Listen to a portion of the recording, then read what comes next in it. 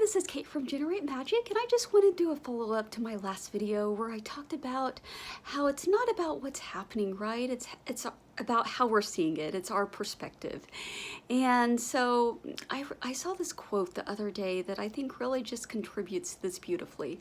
And it's from, I've talked about it a lot, the 90-day novel program. And it's basically kind of walking you through the process of writing a novel, but it's so much more than that. It really goes into the psychology and the depth and really getting to know your character and really just seeing fiction as a lens through which to see ourselves, right? And which to evaluate our lives.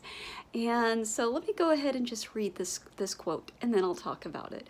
So he says, problems are solved while dilemmas are resolved through a shift in perception. Typically, we tend to see our situations as problems. We may believe that if we got the promotion, our life would be so much better, or if we just lost that weight, or quit smoking, or got a girlfriend, or moved out of our parents' basement, then everything would be just fine. The fact is that the meaning we attach to our desires actually prevents us from achieving our goal.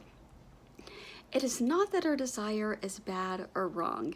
It is that the meaning we attach to it assures its lack of success.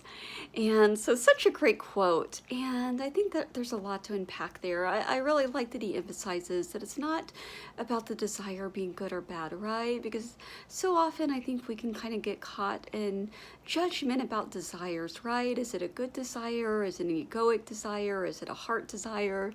And yeah, it's not really about the desire, right? It's about how we're positioning ourselves in relation to the desire. And so if you're seeing yourself as unworthy, if you're seeing yourself as incomplete or just like a complete mess, and you believe that somehow by achieving this goal that suddenly you'll love yourself, that suddenly your life will just be amazing, then you're going about it the wrong way. And there's another video where I talked about this too that I'm going to link to, and it's the no matter what video. And so for so long, and I'm sure I'm not alone in this, I basically saw my worth in achieving these goals or achieving these benchmarks. And I believe not only did I feel this desperate need to prove myself to other people, to prove that I was lovable, or even to prove that I was worthy of friendship, but it was also a matter of proving to myself that I was worthy of love. And I felt like I couldn't accept myself, or I couldn't love myself unless I achieved these goals. And so as you can see, it just becomes an exhausting chase, right? And then even if you do achieve the goal, it's just a matter of waiting for the other shoe to drop, or you don't even, a lot of times for me, like I wouldn't even celebrate my success, right? It would just be on to the next thing. And so, and always just, again, it comes back to how looking at things through the perspective of lack, right? And so it's really just about recognizing, right, that you are amazing no matter what. And also just, yeah, it kind of depends on you know, what the main pain point is, right? If it's kind of how you view yourself, or if you just believe that your life is terrible, right?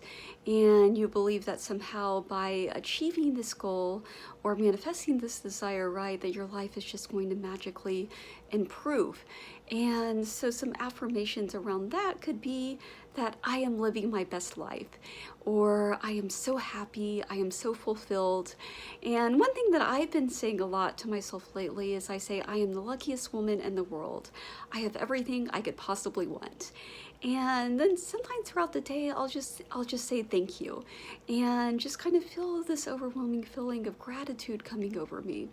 And it's not like doing like a gratitude list or anything like that. And certainly if that helps you to generate that emotion, then go for it. But yeah, it's just kind of being in this constant state of gratitude and constantly reminding myself of how lucky I am.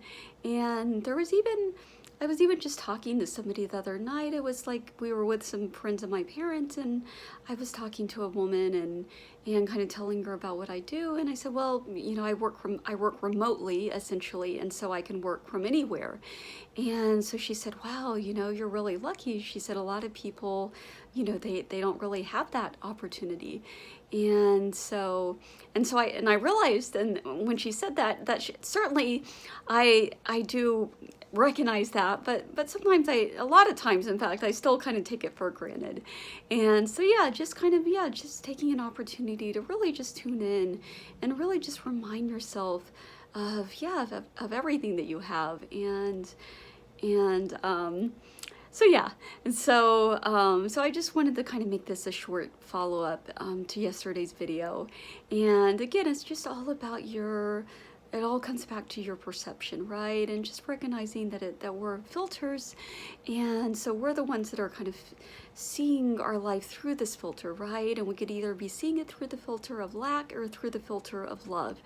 And whatever filter we're seeing it through is going to determine our entire life experience. And yeah, we're always just seeing things through the lens of lack, or constantly judging ourselves, and nothing we do is ever good enough. Then that will be our experience, right? And it doesn't matter how much we achieve, you know, nothing we do will ever be good enough. And I'm sure you either, you know, if you haven't experienced directly, I'm sure you probably know a lot of people like that. And so yeah, anytime you kind of fall into the state, and I do this too, we all do this, where you're looking at this goal and you're kind of getting that energy of desperation, right? And sure, it's okay to definitely to desire it, but when you get kind of in that state of desperation, like, oh, everything, you know, my whole life will just be solved, or everything will be fixed, and when I achieve this goal, and so I'm really just kind of seeing it as the holy grail. And so in those moments, you just want to kind of stop and check in with yourself and kind of ask yourself where your focus is, and reminding yourself that the feeling always comes before the goal, right? Or before the physical manifestation. I'm not talking about a feeling like an emotion, but rather to that knowledge, right, that you are worthy, that you are amazing, that your life is amazing, that you already have everything that you could possibly want, right? And so, yes, and so always just kind of determining where your focus is. And yeah, even just asking yourself, am I seeing it through the lens of lack or love? And so with that, thank you so much for watching, and have a wonderful day.